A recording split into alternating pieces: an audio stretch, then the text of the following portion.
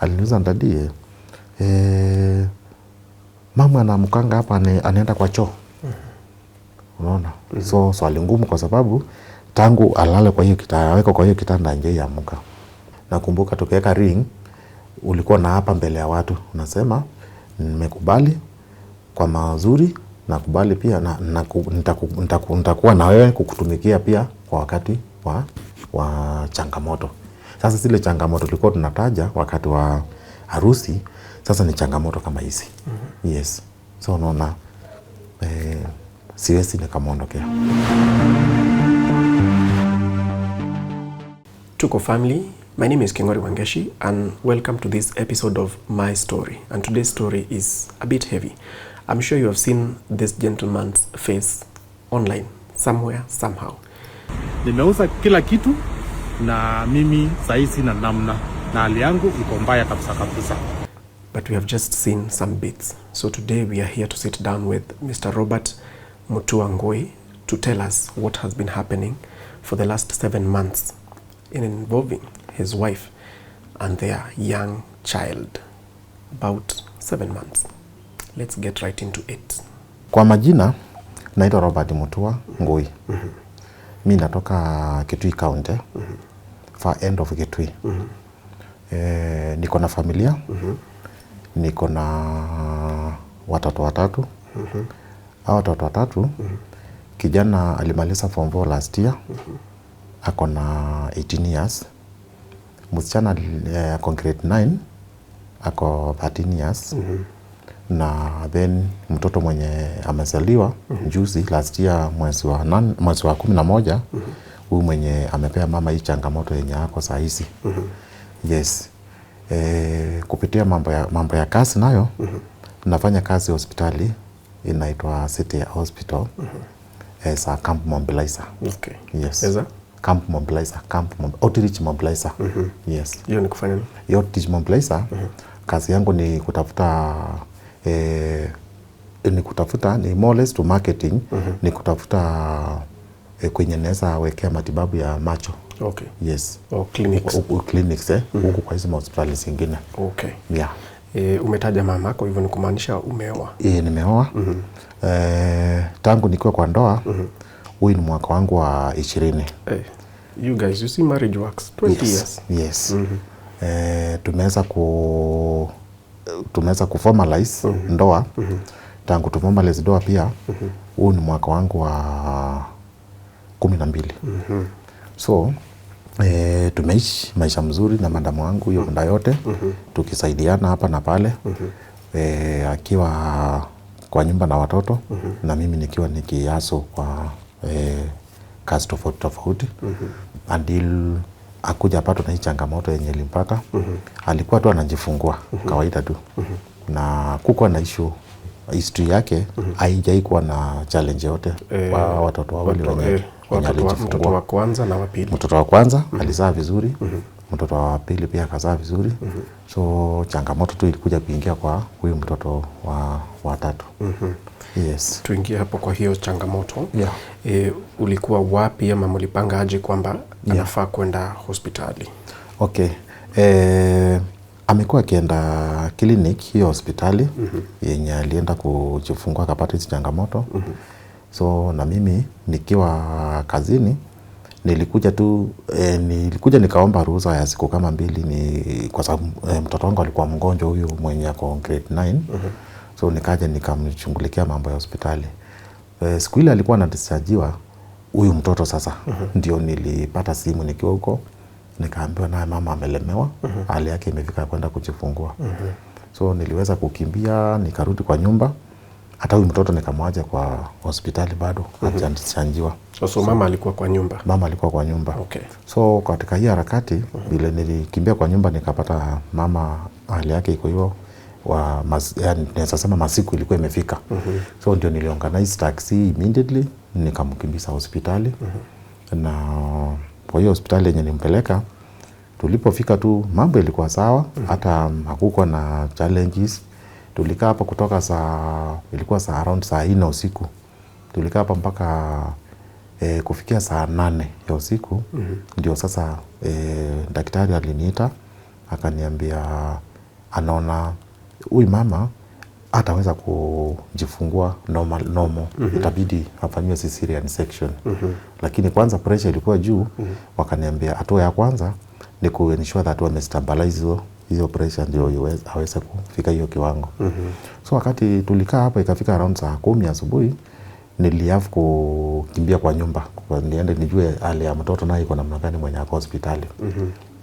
Nikakimbia kwa nyumba shortly, nikaenda kwa hiyo hospitali.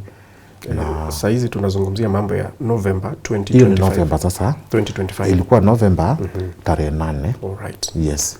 The year 2025. Okay. So kakimbia hospitali mahali naye mtoto alikuwa amelazwa. Nikang'ang'ana mtoto akaweza kutoka kwa hospitali. Nikamrudisha kwa nyumba. Wakati nilimdrop kwa nyumba, niliweza kukimbia tena nirudi kwa hiyo hospitali penye mama alikuwa na mjifungua. Na nikirudi nilikuwa narudi nikijua tayari wanaendelea na kung'ang'ana kuhusu kustabilize ile pressure. Kufika hapo nilifika kwa hiyo hospitali nikaona kila mtu kuna tension, it's like a tension, kitu kama imehappen hivi. So nikaita one of the nurses there, nikawauliza patient wangu penye yako. So wakaniambia patient yako theater na ako na daktari huko. So nikaendelea na kung'ang'ana kuona kama ninaweza ruhusiwa niingie ama nipate kile information about what is happening. Later on ndio nikuja nikaambiwa walienda kumfanyia hiyo cesarean section, pressure bado ikiwa juu, na so aka collapse. Wakati alicollapse aliingia kwa cardiac arrest immediately. Ikawa haisi ongea, haisi fungua macho, haisi yani ikawa sasa senses zote zimekufa sawari moja. Nako hata hiyo cardiac arrest. Niliweza kukaa hapo hiyo muda yote, that is 90 imefika kwa sababu ilikuwa saa 10. So tumeamkia tarehe 9. Nikang'ang'ana na wao. So at that point, yes, walikuwa wamesha toa mtoto. Walikuwa wameshatoa mtoto. Okay. So wakati niliinsist mtoto ndio niliweza kwenda kuonyesha penye alikuwa amewekwa. So nikaona mtoto, lakini mama still nikiuliza naambiwa bado ako theater. Naambiwa bado ako theater. Ikafika mpaka saa 2 asubuhi, ikafika saa 3 asubuhi, sielezi chochote. So wakati nilianza kuelezea marafiki kutoka kwa kanisa na nikaelezea my brothers, ndio walikuja. Sasa wakati backup, tulipata strong backup, ndio hiyo hospitali waliona hapa kuna shida. Huyu spouse wa mgonjwa ana insist ajue progress ya mgonjwa wake. So katika hii harakati ndio waliweza kumpitisha hapa akiwa saa hiyo tayari amewekwa kwa life support machine. Wanampeleka ICU. Tukaambatana na wao mpaka huko ICU. Mgonjwa wangu akaenda akawekwa hapo, haongei, haoni, hakuna chochote, kila kitu imekufa.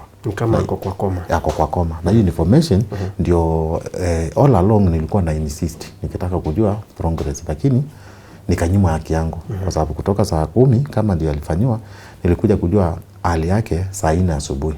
Wakati nilipata hiyo team wakaenda kumfanyia hiyo cesarean section, kuna ile consent form nafaa nijaze as a spouse. Sikuweza kujaza, yeye kuweza kujaza pia hiyo. Kwa sababu alikuwa hiyo hali. Nilipoanza kuinsist pia kutaka kujua ili happen namna gani kwamba mgonjwa amewekwa huko na hajajazo, nikawa sipati mtu wa kunielekeza vizuri. So tulikaa hapo tu na mgonjwa akiwa kwa ICU, na so tukiendelea na kuinsist tuone kama tunaweza ruhusiwa tutoe mgonjwa wetu hapo tumpeleke hospitali nyingine. So bill hapo ilikuwa imesonga, ilikuwa imefika 275,000. So aka insist mpaka na sisi tuwe tumekilia hiyo bill. Alafu still walikuwa tu wanakaa nikituelezea kwamba kuna consultant wamepigia simu hata around saa 8 atakuwa amefika, ndio advice kama hii case ni manageable kwa hospitali yao. So that kama si manageable waweze kuturuhusu tumpeleke hospitali nyingine. Wakati huyo consultant ilikuwa private ama public hospital? Ilikuwa private hospital. Okay. So wakati huyo consultant alifika, alienda akaona mgonjwa na immediately akauliza the spouse wa mgonjwa. So nikajitokezea, akaniita kando, akaniambia huyu mgonjwa amekuwa kwa cardiac arrest for long. Na hali yake ni mbaya sana. Nikaambia in the next 20 to 30 minutes make sure tumemfikisha hospitali wanaweza kurescue hii situation. So hapo immediately ndio bahati mzuri kwa hao marafiki walikuwa sana sana wa church. Kuna madamu alikuwa bibi yangu ni mwana kwaya, so kuna madamu alikuwa anaimba kwaya na yeye na anafanya na Nairobi Hospital. Sasa ndiye aliweza kutuokolea, akapiga simu haraka haraka huko, akaorganize admission yake ikue haraka haraka, akaorganize ambulance ikuje. So katika hiyo harakati Robert, at that point yes, umepewa 20 to 30 minutes. Yes. Ni nini kilikukujia kwa mawazo yako wakati nilipewa hiyo 20 to 30 minutes? First nilipanic kwa sababu huyu ni daktari ananipea hiyo information, na daktari ni mtu expert.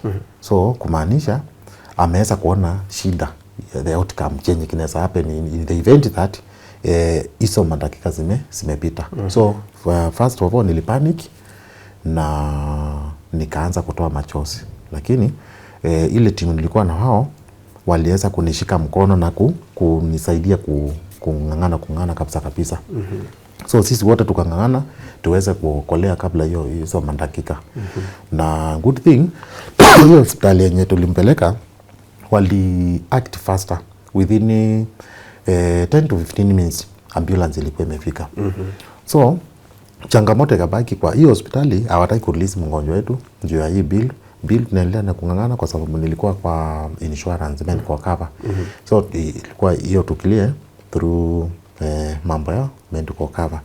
So sasa zile tunaendelea kujaza hizo forms, daktari anatuambia mgonjwa anaendelea vibaya, tung'ang'ane kwanza tuokolee mgonjwa, lakini hospitali bado inakataa kutulizia.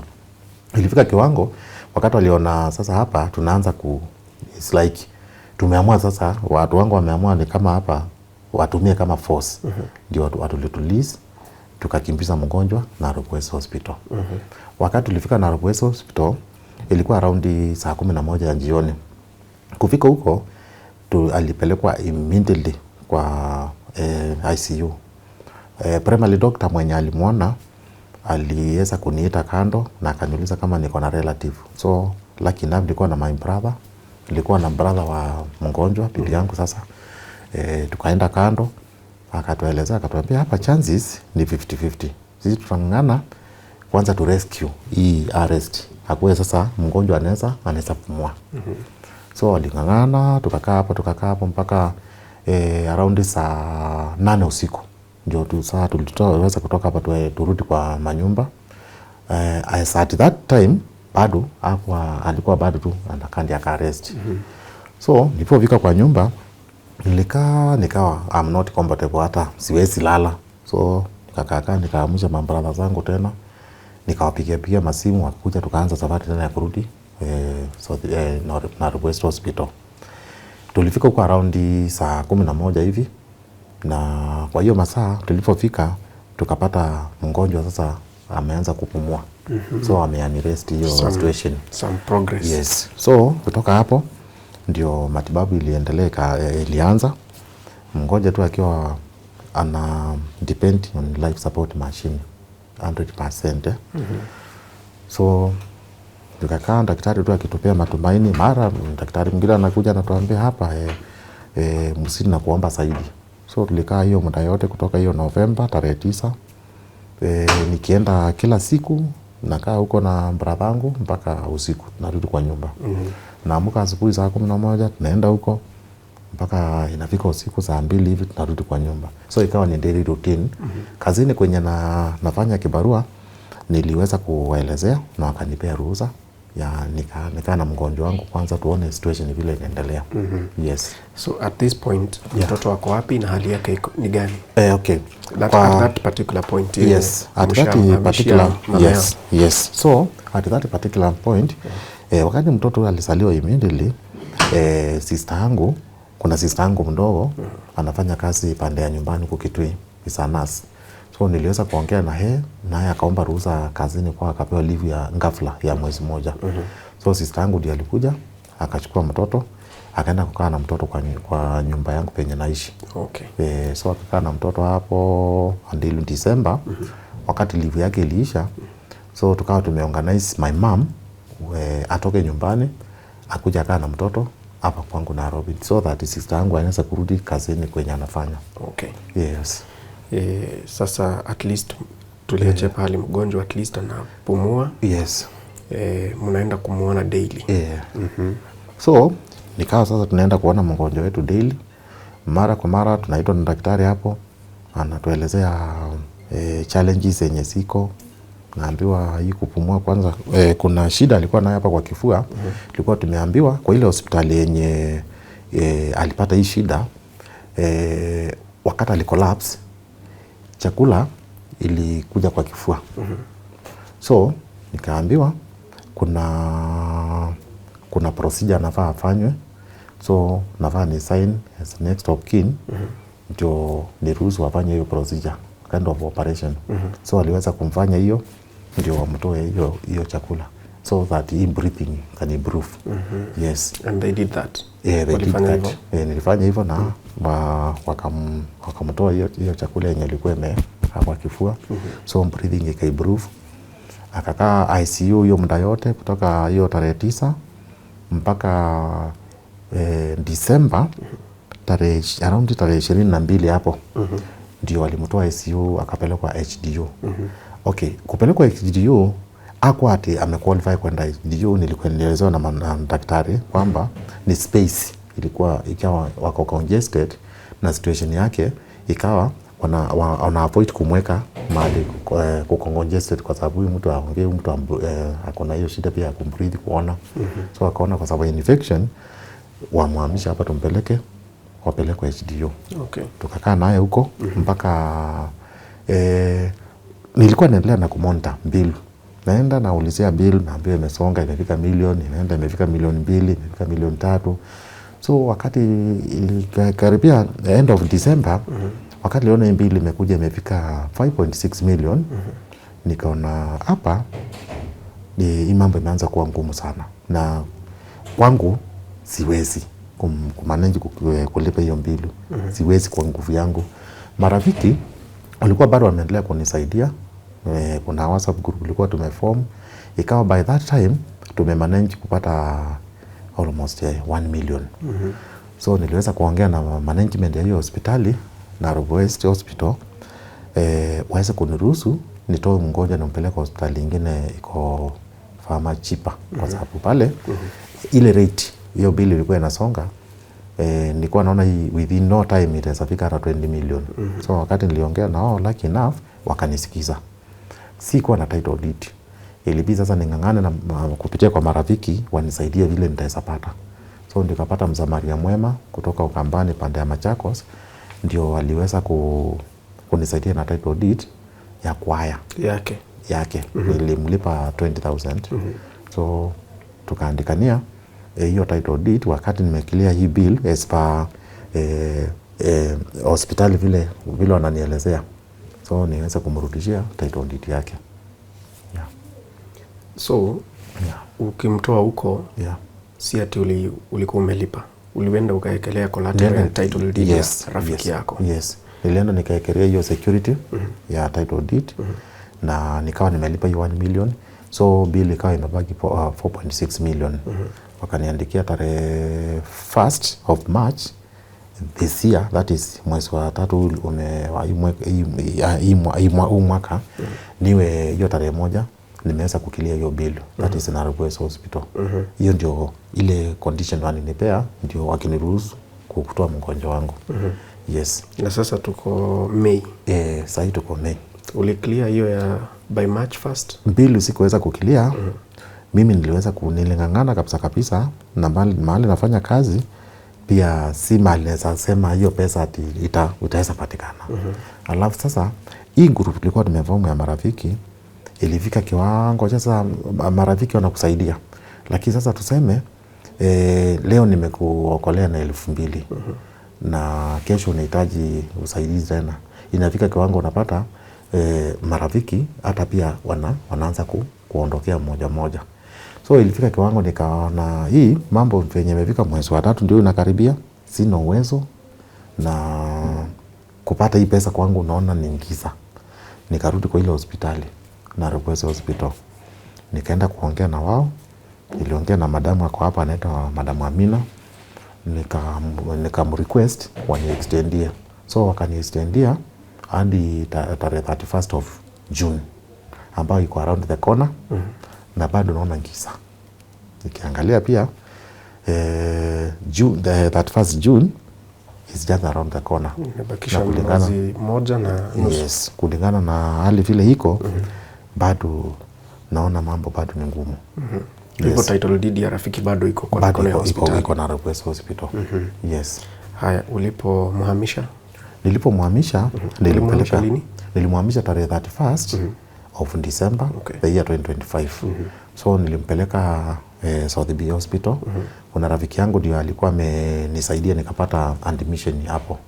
So before nimpeleke South B hospital, baada ya kuwa na Nairobi West hospital, nilikuwa nang'ang'ana nipate nafasi hizi hospitali za serikali. Nilianza kwenda Kenyatta, niliweza kwenda Machakos level 5, level 6 sorry. Niliweza kwenda KU, brother aliweza kwenda Thika, sister yangu akaenda Kitui. Tunang'ang'ana sasa kuona kama tunaweza pata nafasi huko wakati tulipewa referral letter. So changamoto yenye ilikuwa situation yake ilikuwa hali ya juu, yani alikuwa so critical in a way that kuitikiwa kwa hizo hospitali za serikali ni ngumu. Kwa sababu one, alikuwa lazima aweke kwa ventilator machine. So whenever naenda kwa kila hospitali naambiwa hakuna ventilator machines zimejaa. Nakumbuka vizuri nienda Kenyatta mara kama 4. Nikaenda Machakos mara 2. So nikienda huko naambiwa huyu hatuna nafasi. So kumbe kuna consultant wa KU ndiye alikuja kutuelezea ukweli. Wakati alisoma hiyo referral letter, akatuambia hapa si ati ni nafasi inakosekana. Situation ya huyu mgonjwa haisi itikiwa kwa public hospital. Situation yake ile iko ni ngumu sana kwa public hospital kuitikia hiyo case. So huyu ndio aliweza kutusaidia kidogo. Kutusaidia hivyo sasa ilinipea nguvu nyingine sasa kuanza kutafuta kwa hizo hospitali zingine private, lakini ikuwe ni far cheaper than yenye mgonjwa hako. So ndio nikapata huyo rafiki yenye nilikuwa nakuelezea, akanitafutia nafasi huko South B hospital. Nilimpeleka huko 31st December last year na wakaendelea na kuungana na yeye baada ya wiki 2, kwa sababu wale daktari walikuwa na handle hiyo kesi yake akiwa ICU bado pande ile ni experts. Walianza kuungana na yeye wakinipea matumaini, wakaniambia in the next 2 to 3 weeks tutaweza kupambana tuone kama huyu mgonjwa tumemtoa kwa ventilator machine. Walingangana na tarehe 17 Januari ndio alitolewa kwa ventilator machine. Vile tu alikuwa ameniahidi. Haya, wakaendelea tu na kupambana tena, wakaniita tena wakaniambia nataka to make sure pia tumemtoa kwa hii life support machine within no time.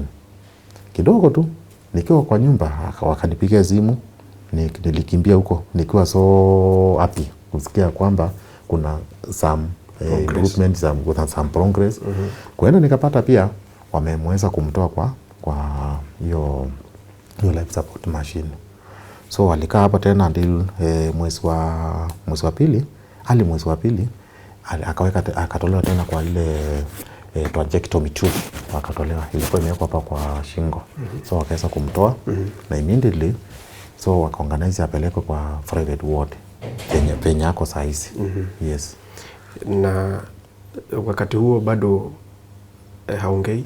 Wakati huo bado haongei, afungui macho na ana sense pia ya kusikia. Ilikuwa tu total blackout. Yes. So na hapo ndio kumekuwa nyumbani kwake. Yeah. Tangu 31st nyumbani kwake sasa imekuwa South B hospital. Yes. Elezea mtazamaji. Yeah. Hadi saa hii umeona changes, umeona improvement because sasa tuko mwezi wa 5? Okay, sasa tuko mwezi wa 5. Hadi saa hii ile naweza sema nimeona ka improvement kwa mgonjwa wangu. Mgonjwa wangu sasa hiyo ukimuita anasikia. Anaweza kusikia. So anafungua macho lakini bado macho yakijapata ile nguvu ya kuona. Kuongea ako bado. So naweza sema at least comparing to how she were last year, especially in December, wakati alipelekwa kwa hiyo hospitali, naweza sema kuna some changes.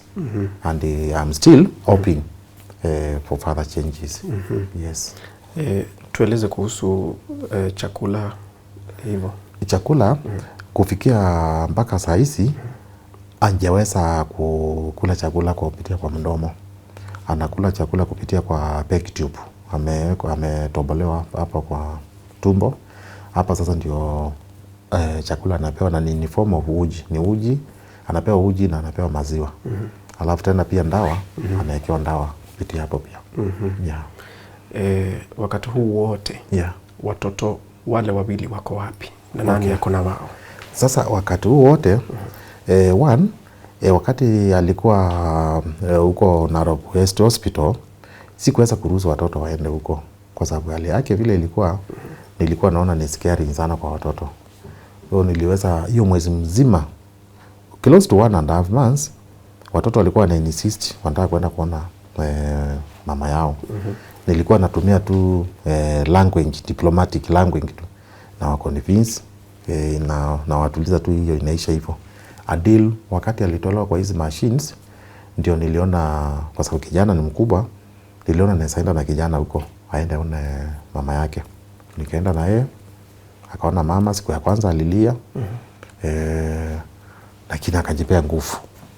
So msichana alikaa hiyo muda yote kutoka November, December, January, February, March, until sasa last month April ndio nilimwassess, nikaona pia naye kulingana na hali ya mama akienda huko anaweza kuwa itamsumbua sana. So ndio nikaenda naye huko msichana wakati wamefunga juzi, akaenda akaona mama. Alikuwa ananiuliza maswali ngumu tu, lakini unaelewa tu ni mtoto, kwa sababu swali moja aliniuliza nikiwa huko na yeye. Aliniuliza, ndadie, mama anamkanga hapa anaenda kwa choo. Unaona? So swali ngumu kwa sababu tangu alale kwa hiyo kitanda, aweko kwa hiyo kitanda nje amuka. Ameweka catheter. So all hiyo mambo yote na then akaniuliza tena wakati aliona hii kitu ya makonjo, ananiuliza, hai, kwani dadi wewe amsha mamu badala makonjo hapa? So natumia lugha tu na maliza hiyo story tunainaisha hivyo. So kijana ndiye amekuwa all along, wakati nilipata ako na nguvu ndiye amekuwa akienda kuona mama yake. So huwa namwarengia fare ya Monday up to Friday. Namtafutia fare ya kwenda huko Monday, Tuesday, Wednesday up to Friday. Some other times wakati najua Fridays niko na siku engaged kikazi, kijana anaenda up to Thursday na mimi na make sure Friday nimerudi Nairobi, kwa sababu nafanya kibarua mbali kiasi, nafanya kibarua Nyeri. So na make sure na travel Thursday jioni nalala huko, ndio Friday nione mgonjwa niweze kupumzisha kijana. So weekends mimi ndio huwa naenda huko na kupumzisha kijana. Kijana anaanza trips za kwenda huko kuanzia Monday. Okay. Yes. Hali ya huyu mtoto mdogo, the newborn, iko namna gani? Hali ya huyu mtoto mdogo kwa sahizi naweza kama mtoto anaendelea mzuri. Ni ile changamoto alipata ni alizaliwa akiwa na hiyo cleft slip. Okay. Cleft slip. So tangu azaliwe from day one amekuwa akisurvive through hii maziwa ya nan. Hajawahi nyonya. Hiyo maziwa nimekuwa nikinunua moja 1,960. Adil November na December kwa wiki alikuwa natumia maziwa 2. That is 4,000. Kuanzia Januari up to date anatumia maziwa 3 kwa wiki. Hiyo sasa hiyo ni 6,000. So katika azili zangu kikazini nang'ang'ana kabisa nang'ang'ana zingine linafika kiwango hata na kopa ndio ni make sure mtoto amepata maziwa. Kwa sababu naye maziwa akikosa maziwa na hajainyonya mama, naona bado hiyo ni changamoto. Nyumbani nilikuwa na ng'ombe zangu. Ilibidi nitumane nyumbani nikauziwa. Wangapi? Nilienda nikauziwa ng'ombe 3. My mama akaniuzia 2 na baba yangu akaniuzia ng'ombe 1. Yes. Au ni ng'ombe 6? Ng'ombe 6. Hii mwezi niko na appointment, nilikuwa nataka kuuza kichaka. Ni vile sasa mwenye tulikuwa tumeangiri imefika kiwango ameanza kuyumba hivi. So inakuwa sina matumaini sana. Yes. Ni wapi ilifika ukasikia sasa umelemewa, ikabidi ujitokeze kwa mtandao kusema Wakenya nisaidieni? Okay. Mwezi wa kwanza, that is November, nilikuwa na nguvu kiasi. Wakati ilifika December na hali ikaanza kuwa mbili inasonga, mtoto ndio anataka maziwa, mtoto mwingine ako shule, kijana bado alikuwa ndio anamalizia. Nikafika hapo nikaona hapa mambo imeanza kuwa ngumu. Nyumba ndio hii nataka pia nilipe. Hawa watoto pia wanataka kukula. Mimi nahitaji fare kila siku kwenda hospitali kila siku. Na fare kwenda Nairobi West Hospital kwa siku nilikuwa na spend more than 200. So unapata nikafika kiwango nikasikia hiyo nguvu sina. So ndio niliita marafiki. Kwa nasema towards the end of December ndio niliita marafiki nione kama naweza pata usaidizi. Yeah. Na zungumza kuhusu kwa mtandao ndio uite wa Kenya. Sorry, kwa mtandao kwa mtandao huu mwezi wa 3 ndio ilifika kiwango pia wakati sasa marafiki wenye tulikuwa tumeform WhatsApp group, wakati ilifika muda wake ikawa sasa hiyo group inaenda inakufa ile natural death tu. Inaenda tu unapata huyu amejitoa. Haya, kazini nikaomba loans. Nikafika nikaona hizo loans venye zinafinyika hapa sioni mbele na nyuma. So ndio nilifikiria kama naweza escalate situation yangu kwa fellow Kenyans ndio nione kama naweza pata usaidizi yote tu. So ni hivyo fikiria hivyo ndio nilianza kutafutana na vile naweza ona mtu mwenye anaweza ni connect na huko. So ilikuwa mwezi wa 3. Yes. Kwa hii harakati yote umeregister SHA imekusaidia namna gani? Nimeregister SHA akiwa Nairobi West Hospital. SHA iliweza kunilipia 418,000. Penye mgonjwa sahi yako sina hesabu ile kamilifu ya imefika kwa sababu still inaendelea na kulipa, lakini nalipa kwa rate ya 3,940 per day. Okay. Yes. So nitasema pande ile inaweza kuwa imefika close to 300 hapo. 300,000 SHA. Okay. Yeah. Niruhusu nikuulize ni nini nakupea motivation kwamba amount ya pesa si issue, bora bibi yako amepona? Okay. One thing huwa na believe kwamba pesa kwanza ni maua. Na pesa si kila kitu. Na uhai wa binadamu ni wa muhimu sana.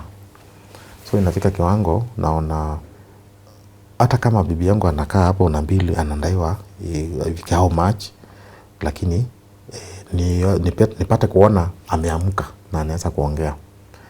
So mi nafikiria tu situation ikiwa hivyo, maybe hii mambo ya pesa itatokea tu, msamaria mwema atatokea pale na mwingine hapa kulingana na vile tu najielezea, na hii mambo itakuwa sawa tu.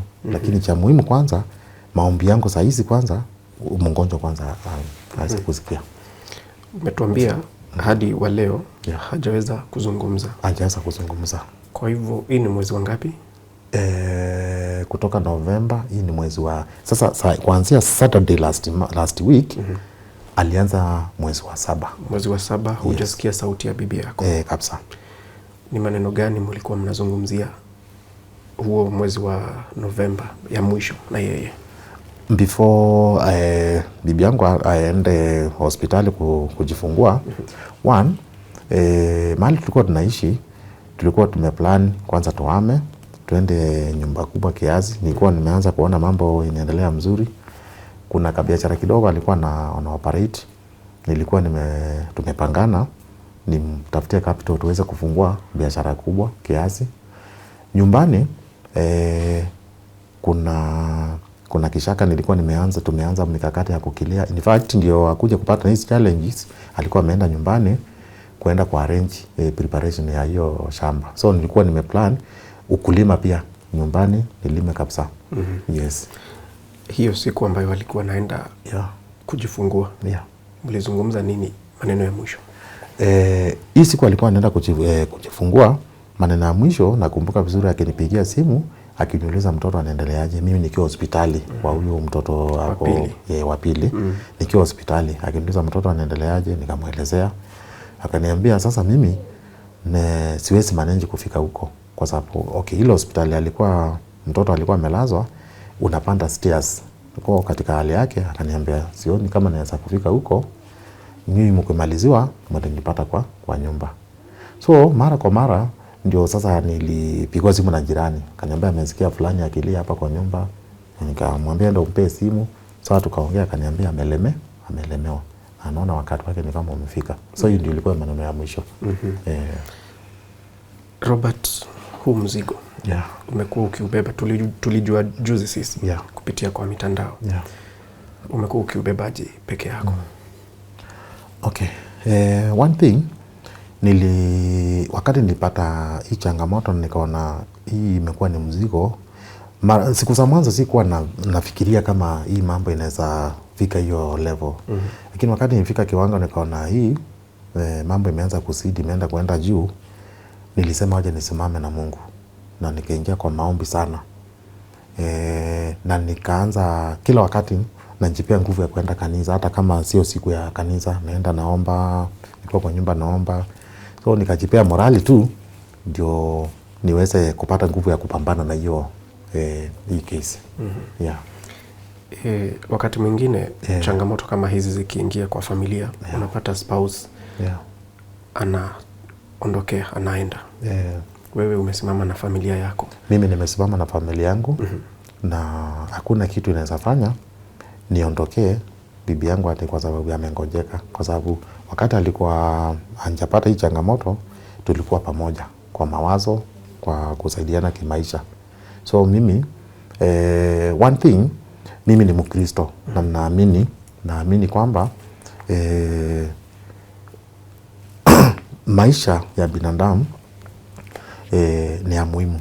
Na huyu bibi kwanza tukioana wakati tulikuwa na formalize harusi, nakumbuka tukiweka ring ulikuwa na hapa mbele ya watu unasema nimekubali kwa mazuri, nakubali pia nitakuwa na wewe kukutumikia pia kwa wakati wa changamoto. Sasa zile changamoto tulikuwa tunataja wakati wa harusi sasa ni changamoto kama hizi. Yes. So unaona siwezi nikamuondokea. Mpaka tu nipambana na hii hali mpaka wakati tu ndaona mwisho wake. Na niko na matumaini kwamba with time hii mambo tu itakuja itaisha. Yes. Tumekuwa hospitali na wewe. Tukamtembelea. Unamuita haitiki. Una miss kusikia sauti yake. Na miss kusikia sauti yake kabisa. Ile siku ambayo utaenda hospitali akuitike ama akuone na akuangalie, utahisi namna gani? Hiyo siku niende nimuite na aitike ama nione amenipea aiki kiasi hivi, kitu ya kwanza ni kama nitapanic tu nisituke kwanza, kwa sababu hii ni kitu imechukua muda na imefika kiwango nikaona hapa hii hali imekuwa si hali. So kufikia wakati huo nione kwamba nimemuita na ameitika, kwangu kwanza ni kustuka, then furaha, nitajao na furaha kabisa kabisa. Kwa sababu na hapo ndio sasa itakuwa pia na njipea nguvu kwamba kwa mbele za Mwenyezi Mungu hakuna kitu iwezekani. Yes. pigia mtazamaji picha ya vile una manage kufanya kazi Nyeri na mgonjwa wako wako Nairobi. Una balance aje, Robert? Okay, ni changamoto na ni changamoto kubwa. Niliweza pia kuongea na wandosi wangu, lakini pia ikawa ni ngumu kupata transfer nirudi na Nairobi. So mimi nikienda pande naenda tu nikijua kama Friday ziko kazi, ni lazima ni travel kama Wednesday jioni ni kuja kuona mgonjwa wangu. So ni kitu nilikuja ikafika nikaiweka ikawa sasa inakuja tu automatically. Na saa zile naenda pande katika hii hustling zangu naenda nikiwa nimejiwekea fare ya kurudi Nairobi. So nafanya tu kazi nikijua nitarudi pande hii. Juu hii kazi naye pia singesema ati nitasimama kazi ndio nafanya mbali, kwa sababu hii kazi pia ndio inanisaidia hao watoto kusoma, ndio inanisaidia mambo ya kulipa nyumba, ndio inanisaidia hizi movement pesa, mambo ya hospitali. Napata kidogo naenda kwa hospitali pia naweza kulipa kupunguza ile mbili tu kupitia kwa hii kazi. So ni mimi tu nilikuja nikasema wacha nijipee nguvu tena na niweze kumbalance hii mambo yote. Kuna wakati nakuja Wednesday jioni, nakaa na mgonjwa Thursday, Friday, Saturday, narudi Sunday. Kuna wakati mwingine sasa nakuja kama jana niliweza kufika hapa usiku. Jana ilikuwa Friday, nilifika hapa usiku around saa 5 saa 6. Kuna wakati na travel usiku? Ni travel usiku. Ni travel huko, nilikuwa natoka saa 1:30. Na kwa sababu ya traffic jam hapa kuingia town, nilikuwa naingia kwangu karibu saa 6 usiku. Yes. Na nikaamuka asubuhi mapema saa 11 nilikuwa kwa barabara nikienda kuona mgonjwa. Ndio nirudi kwa nyumba tena. Ni hakikishe naye ule mtoto ako kwa nyumba naye amekunywa chai. Ni sacrifice. Saa hizi as we speak. Mtoto mdogo ako wapi? Saa hizi as we speak, mtoto mdogo ako na sister yangu Kitui. Ako kwa sister yangu Kitui na tumeweza kumtafutia mtu wa kumlea, ambapo sister yangu aliniadvise tutafute mtu tutaweza kusaidiana kumlipa. Juu mama yangu alipata na mambo ingine ya kinyumbani na akimbia nyumbani. So sasa hivi ako huko lakini ako na mfanyikazi. Yes. So from what I have gathered here, mtoto hajaiona mamake, mamake hajaiona mtoto. Yes. Ni mambo mazito. Ni ngumu. Lakini umejikakamua. Kabisa. Na tunashukuru na kutakia mema. Asante. Hata hapo mbeleni. Asante. Kwa hivi sasa ulituambia ile bill ya Nairobi Hospital ilikuwa ni 4.6 million. 4.6. Saa hii currently mambo iko namna gani ya pahali yako saa hii South B? Pahali yako saa hii South B, ijapokuwa leo sijaangalia the standing bill, lakini as at last weekend ilikuwa 4.1 million. Meaning that saa hii iko imesonga. So ukicombine na ile ya Nairobi Hospital, Nairobi West inakuja 8.7 million shillings.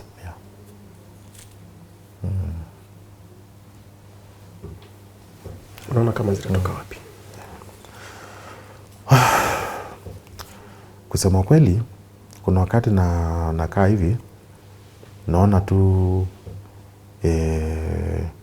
Mungu atanikujia. Hii pesa itoke from nowhere. Kuna wakati mwingine nakaa hivi nawaza, nasema tu hii sidhani kama hii kitu itakuwa kawaida, hii pesa ipatikane. Na nikifikiria hiyo mambo mawili yote tunapea Mwenyezi Mungu.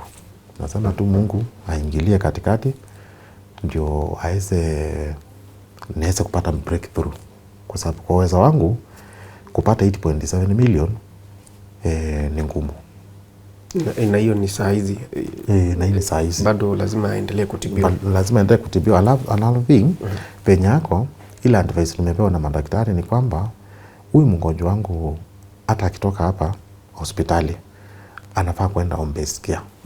So wamekuwa kinielezea healing process yake itachukua muda. How long it may take is unpredictable. Unasema inaweza enda hata mwaka mzima, miaka 2, miaka 3. Daktari hawezi jua. Lakini wanasema the healing process inachukua muda. Tena nishaitwa na daktari pia penye yako hata Nairobi West, washaniambia mgonjwa wangu anaweza pona, lakini hata akipona upate ako disable. Kuna sehemu ya mwili imepata disability. So chenye wamekuwa kinielezea ni kwamba nikuwe prepared. Hii si mambo inaisha saa hii. Mambo na kuspend nikuwe prepared, kwa sababu hata akipona, hata nimpeleke home based care, bado tu atakuwa anahitaji usaidizi. Yes. Na utakuwa hapo wewe? You will be there? Yes. You'll be there for her? I'll be there for her. You seem to love her. Unampenda? Kabisa. Now, it's good to look at the picture 360 degree. Yeah. What if she does not make it? Okay. In the event that she doesn't make it, okay, hakuna kitu mimi nitasema, kwa sababu hiyo yote itakuwa ni mpango wa Mwenyezi Mungu. Even as at now, ni Mungu tu mwenyewe tu ndiye anajua hii hali inanipeleka mpaka lini na inanipeleka wapi. So mimi nimekuwa yani hii situation nimefika kiwango ikanipea nguvu mpaka nikakuwa tu on and off, in a way that I'm prepared always for anything that may come. Yes. Okay. Chochote tu kitokee, nitasema tu Mungu ndio ameweza kunipea hiyo outcome. Yes. Hebu eleza mtazamaji ile mzigo mtu hukuwa nayo akiwa na mgonjwa hospitali, akiwa hali kama ile. Okay. One thing nimekuja kurealize kupitia kwa hii changamoto niko nayo ni kwamba ukiwa na shida kama hii yenye niko nayo saa hizi, hakuna kitu yote unaweza fikiria. Huwezi fanya chochote kwa maisha yako. Mafikiri yako yote inaenda tu inarudi hapa. Na kila wakati utakaa tu mawazo bado ikiresonate kwa huyo mgonjwa wako. Na wakati kama huo unahitaji ukue na nguvu pia ya kupitia kwa marafiki. Ufanye interaction sana na marafiki, kwa sababu sometimes inaweza kuja pia hata wewe kupee challenge zingine za mfano na hizo magonjwa kama za high blood pressure, kwa sababu ya hiyo mafikiria. Actually ni wakati mgumu ikiwa hivyo kwa mtu kwa mtu. So cha muhimu ni kujipea nguvu na kuendelea na kuomba Mwenyezi Mungu tu aendelee na kunyenyezea baraka zake, ndio hii nguvu ikue. Kwa sababu najua wakati kama huyu pia unakwanga mambo ni mingi unaambiwa na watu na watu wanakuambia huyu hatapona, huyu mgonjwa wako alifanywa hivi na hivi, si ugonjwa ya kawaida. Hii mambo yote tu inapitia kwa masikio tu. Kuna wenye wanasema hivyo. Yes. So ndio nilikuwa nasema wakati kama huyu sasa ndio ninajipea nguvu. Na vitu kama hizo pia zinanipea nguvu, kwa sababu nikielezewa hivi na mimi naenda naona mgonjwa ndio huyu amefika kiwango ya kuwa anasikia ukiongea, na maybe nilikuwa nimeambiwa hizi kawaida, huyu haponi. So hapo through kujipea nguvu na kuja kuona kwa Mwenyezi Mungu hakuna kitu iwezekani. Yes. So chenye saa ambia pela Kenyans ni kwamba kwa hii maisha bila kuweka Mungu mbele na kujipea nguvu huwezi toboa. Mimi kufika penye nimefika saa hizi ni kupitia kwa neema za Mwenyezi Mungu na kujipea ile morali tu. Wakati wote chochote tunafanya najipea morali. You can imagine venye nafanya kazi na drive. Na drive kwa muda mrefu na kumanage multitask. Even ni kudrive gari na uko na watu, unabeba watu na mnaenda safari kama hizo, pia unaweza panic. Lakini mimi nimejipea ile nguvu, inakuwa hata huwezi jua kama in fact kazini ni wachache wanajua kama ni mgonjwa. Yes. Nyeri mzima kwa na interact na marafiki ni wachache pia wanajua kama niko na mgonjwa, unless wala wanaona kwa mtandao. Kwa sababu si mambo unashinda ukielezea watu. Yes. Vizuri umetaja kwamba hakuna kitu kingine kinachukua mawazo ama kiwango cha mawazo yako kubwa kuliko yule mgonjwa wako ambaye ni bibi yako. Sasa wewe personally una manage aje? Unakula, unalala, how is it? Okay. Hapo ni kama tu kila kitu narudia tu tena Mungu. Nasema hapo tu pia unajipea morali okay, kukula ni morali najipea. Kuna wakati nafika nasikia hata kukula inanilemea. Najipea morali tunasema saa hii imenilemea lakini najua with time itaitikia nitakula. Inafika hiyo wakati napata niko na nguvu nakula. So ni hiyo tu. Yes. Sasa wakati wewe hauko Nairobi, nani ana manage nyumba yako? Wakati uko Nyeri. Wakati niko Nyeri, kama vile nimekuelezea, niko na kijana alimaliza form 4. Kijana nilimwambia siende asulini kama vile watoto wanakishamaliza vile wanakuanga na ile anxiety ya kutaka atoke nje aende atafuta kibarua. Nilimwambia sasa ujue tuko na mgonjwa. Mama yako kwa hospitali ndiye angefaa kuwa na mambo ya akifanya mambo hapa kwa nyumba. So tukaangilia na kijana yeye atakuwa anakaa kwa nyumba akifanya mambo hiyo usafi na mambo yote ya kuhusu nyumba hawewe ndiye ako hapo. Alafu mimi nimpe support. Nimpe ile support ile inatakana. Yes. Ukirudi unasaidia. Nikirudi sasa kijana anapumzika. Kama sasa leo ni Saturday. Nimeacha kwanza ameenda games. So ikifika nishafika yeye anaenda shughuli zake anapata time ya kurelax. Until Sunday jioni wakati ninarudi sasa anakuwa sasa yeye amejua tayari ameachiwa nyumba. Manage. Okay. Apart from WhatsApp group na marafiki, ni njia gani unatumia at least kutafuta resources za kukusaidia kusukuma hii bill? Manake ni kubwa. Okay. Apart from the WhatsApp group, ile mikakati nyingine nimekuwa nikifanya, kasini venye nafanya niko kwa sako. So imekuwa naenda na nachukua pesa kidogo nalipa. Naangana kulipa hiyo ikipungua tena nachukua ingine nalipa. Alafu mikakati nyingine ni kama hiyo nimeelezea kwamba kuna mpango nilikuwa nimepanga ya hii mwezi ya kuuza kichaka. Ijapokuwa sasa ile tarehe tulikuwa tumeagree na mwenye alikuwa anunulie, juzi alinipigia akaniambia bado mambo yake imekuwa ngumu hataweza. Kichaka unamaanisha land? Yes. Okay. So ni hiyo mikakati tu. Ni hiyo sasa kupitia kwa kamshahara ile napata ndio nangawa inaingia kwa nyumba ingine naenda kwa hospitali. Niliweza kuchukua paybill number ya hospitali. So not paybill, till number ya hospitali. So nimekuwa nikituma kidogo tu kwa hiyo account. Okay. Hiyo utapea mtazamaji. Na nambari yako ya simu pia. Okay. Ni sasa. Unaikumbuka offered? Namba yangu ya simu naikumbuka. So nipeane paybill yangu. Niko na paybill yangu ile niliweza kufungua. So sio till ya hospitali? Sio till ya hospitali. Till ya hospitali wewe ukipata pesa ndio naenda nalipa hapa, ingine nalipa pande ile nyingine. So sasa utapeana paybill. Okay. Paybill yangu ni sasa. Paybill. Paybill. No, till number. Ni till. Till number. Okay. So till number ni 5799289.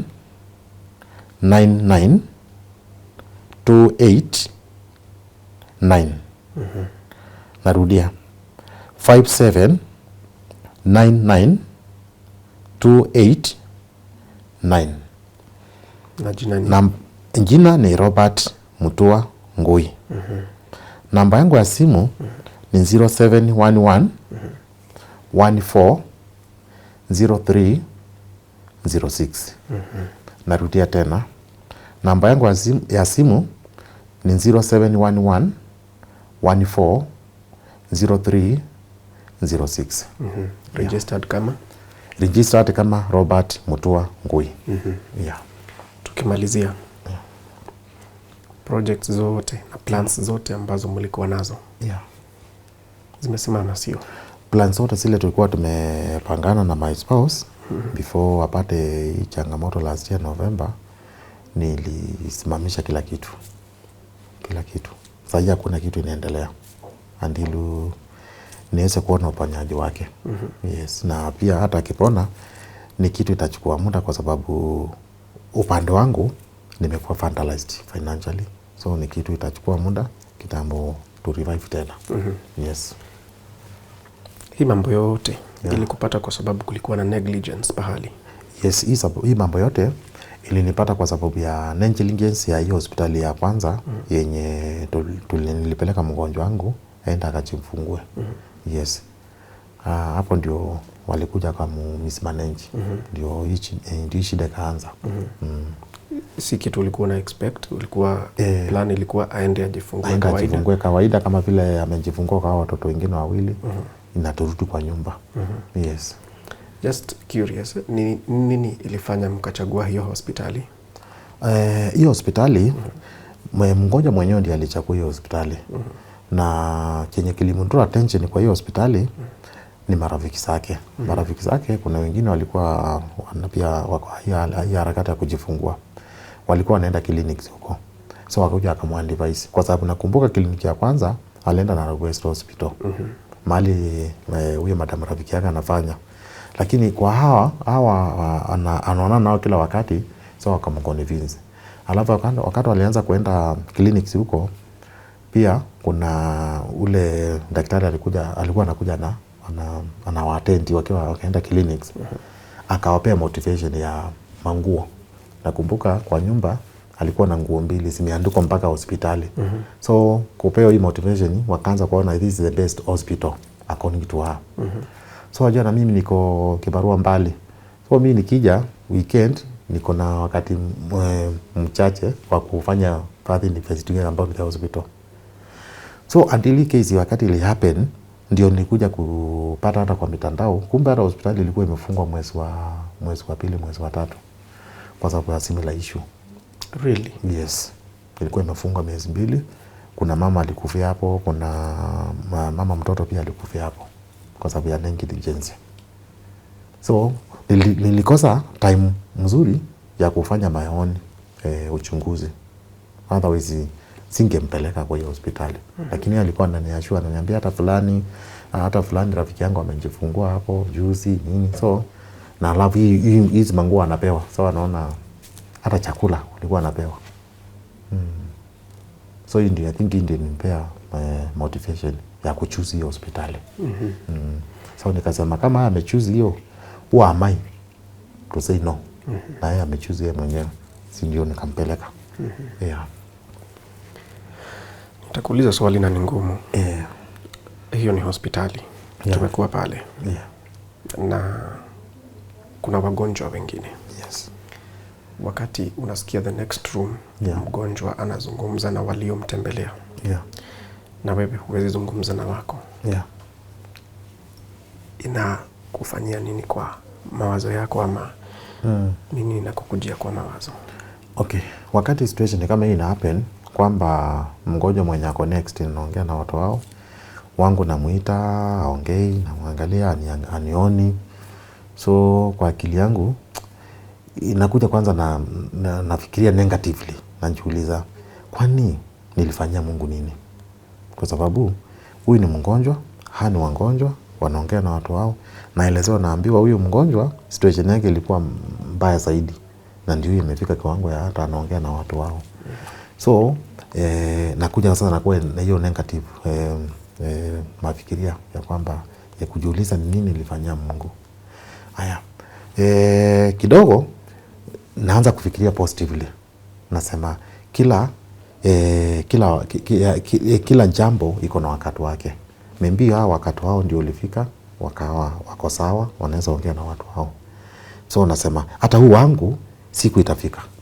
Na nitaweza kukaa hapo tuongee, nisimulie nyumbani vile kunaendelea before kuja kutichangiwa. So nikijipea hiyo morali ya kwamba wakati wangu ndio hujafika, sasa ndio inanipea nguvu. Haya, sasa Robert, ndio kamera yako. Nataka uzungumzie mtazamaji. Weka ombi lako kwake. Na pia mimi kama mtu ambaye amekusikiza, if you're there, unaweza zungumza na hizi hospitali zipatie Mr. Robert waiver, please. Okay. Hatuitishangi tu ama kuuliza kutafuta financial support. Your network is your net worth. Kama uko hapo na unajua unaweza zungumza na hospitali wamsaidie, wampatie waiver, ndio bill ishuke kidogo. Even that kind of support is welcome. You can see the commitment that Robert has towards his wife and family. Na anang'ang'ana, nimeona anang'ang'ana. Usione ati hajatoa chozi ukafikiria it is easy. It is not. I have been to that hospital and I have seen his wife, and I'm sure pia umemuona kwa hii video. So any kind of support is welcome for Robert Mutua Ngui. Robert, wakati ni wako. Okay. To fellow Kenyans. Yes. Fellow Kenyans, mi kama vile nilikuwa nimewaelezea, naitwa Robert Mutua. Kulingana na hii changamoto yenye napitia, mimi naomba Wakenya muweze kusimama na mimi. Tafadhalini naomba, hii jambo imekuwa ngumu sana kwangu na inanipea sleepless night. Silali na shinda saa yote nikiwaza kuhusu vile nitaweza kupata pesa ya kutoa mgonjwa wangu hospitali, na vile nitaweza kupata pesa pia mgonjwa wangu endelee na matibabu, further treatments. So nilikuwa tu yangu ni kuongea kwanza, wish all the fellow Kenyans wakati mwema, na kuomba tu muweze kusimama na mimi wakati kama huu. Yes.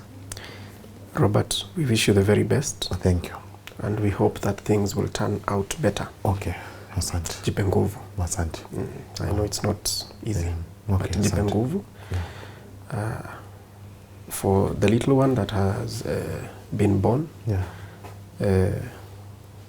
his siblings, not even the mother. Okay, so you are now their beacon of hope. Yeah. Okay. And Tuko family, asante. I am sure they will walk with you some distance. Asante. Thank you so much for your time and your story. Sometimes we lack words, but all will be well. Okay, asante. Yes. Hata mimi nimeshukuru sana. Karibu sana. Mr. Kingori. Ni Mungu pia alikuleta kwangu. Mungu tunasifu na kuomba, sikuwa najuana na wewe. So tunaweza sema tu ni Mungu tu atende kazi yake. Tuendelee hivyo, mambo yende mzuri, anionekanie mwingine na mambo ikuwe sawa hivyo. Na Mungu akubariki sana. Amen. Okay. On behalf of Tuko family. Okay. Tuko family, that is the journey that Robert has taken for the last 7 months and counting, because it is not going to end tomorrow. How can we walk with him and his family? My name is Kingori Wangeshi, and this has been my story right here on Tuko. Thank you so much for watching. Today it's Robert. Tomorrow might be somebody else. Let's do what we can when we can. Thank you.